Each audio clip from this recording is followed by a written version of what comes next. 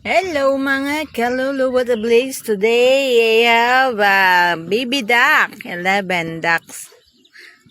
Thank you for the blessing, baby ducks. Wow, ang dami, nakakatuwa. O diba, asawa ko, tingnan mo yung pato. 11 ducks lang ang meron po.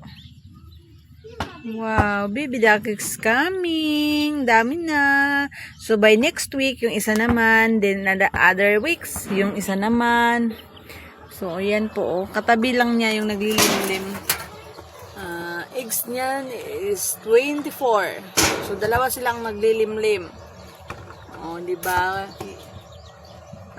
Pangatlo yan napipisa. Yung isa na sa loob ng bahay. Then, ito po. Ito. Kanina lang, 'di ba? What a blessing. Ang cute, nanggigigil ako. Nagagalit, abay binibidyohan ko lang.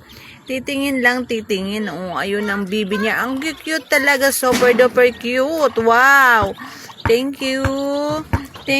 Pahawak naman. Ayan pa po.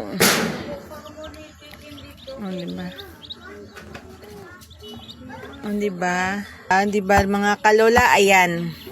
So diba super saya na ako. Yan ang unang namisa din sa loob. Pangalawa sana 'yon. Mga next week mapipisa na 'yon din. Pangatlong pipisa yan, pangatlo. Oh, diba? Tapos yung pang-apat andun sa lutuan namin. Ito naman yung pang-lima. Tchadan! Diba? Nakakatuwa lang. Natutuwa talaga ako. Damihan mo ng itlog, ha? Damihan mo yan.